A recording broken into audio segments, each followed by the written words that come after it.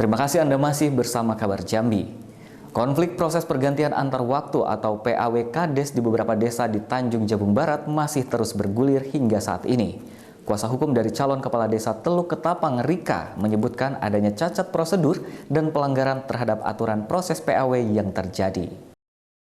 Permasalahan pergantian antar waktu kepala desa khususnya di Desa Teluk Ketapang, Kecamatan Senyerang, Kabupaten Tanjung Jabung Barat terus bergulir. Kandidat calon kepala desa Ketapang mengajukan rekomendasi pembatalan seluruh proses pemilihan khusus pergantian antar waktu kepala desa yang dinilai melanggar aturan batas waktu pelaksanaan. Kandidat calon kepala desa Rika mengatakan pihaknya tidak menyalahkan siapapun, tapi ia khawatir jika pelaksanaan aturan batas waktu ini dianggap biasa, ke depan aturan hanya dijadikan bahan formalitas saja. Ia juga menegaskan agar desa lain tidak terjadi hal yang sama. Yang saya sampaikan kali ini bukan untuk mencari kesalahan siapapun, tetapi saya khawatir jika pelaksanaan yang melewati batas waktu ini dianggap biasa, maka ke depan aturan hanya akan menjadi formalitas dan desa-desa lain bisa mengalami hal yang sama. Kuasa hukum salah satu kandidat calon Kades Teluk Ketapang Rika, Ferdiono Ramadan, juga menegaskan dari awal dirinya melihat proses pergantian antar waktu khususnya Desa Teluk Ketapang adanya indikasi kangkangnya aturan Kemendagri. Ia juga menambahkan jika permohonan pembatalan proses PAW tak direspon oleh Pemkab Tanjung Jabung Barat, pihaknya akan melakukan gugatan di PT UN Jakarta.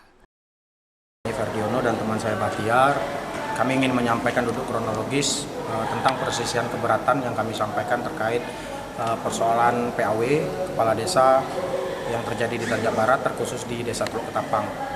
Bahwa hari ini proses pelaksanaan PAW ini berdasarkan laporan yang masuk ke kami menilai bahwa ada cacat prosedural, bahwa ada pelanggaran aturan yang dilaksanakan oleh Pemkab Tanjung Barat terkait proses pelaksanaan PAW ini, yaitu yang diatur dalam Permendagri nomor 65 tahun 2017 dan Perda nomor 6 tahun 2023 dan Perbuk nomor 23 tahun 2015. Nah, di situ menyebutkan yang menjadi titik keberatan kami adalah proses pelaksanaan ini sudah melampaui batas waktu 6 bulan, yang mana berdasarkan surat keputusan Bupati yang memberhentikan Kades di Desa Teluk Ketapang, yaitu surat keputusan itu pada tahun 2023 di bulan November. Nah, pelaksanaan PAW dilakukan pada bulan Desember di tahun 2025.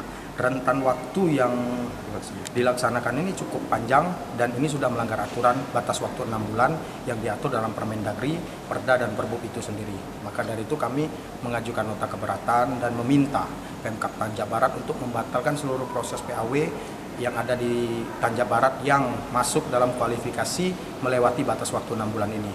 Karena terkhusus di Desa Teluk Ketapang itu sendiri sudah jelas runutannya, SK pemberhentian dimulai di bulan November 2023 dan dilaksanakan PAW 2025.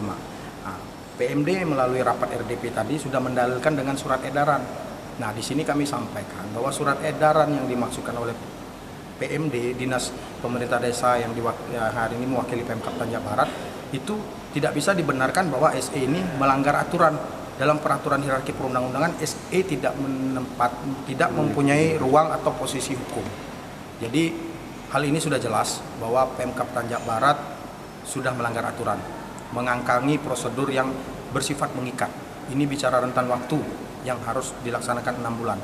Nah, yang jadi pertanyaan kita juga ke depan, apa yang selama ini didalilkan oleh PMD terkait pilkada, masalah pemilu juga yang menjadi terhambatnya PAW itu tidak boleh, karena surat edaran sudah jelas dia tidak boleh melanggar peraturan perundang-undangan yang berlaku seperti yang disampaikan oleh klien kami, bahwa ini harus memiliki kepastian hukum.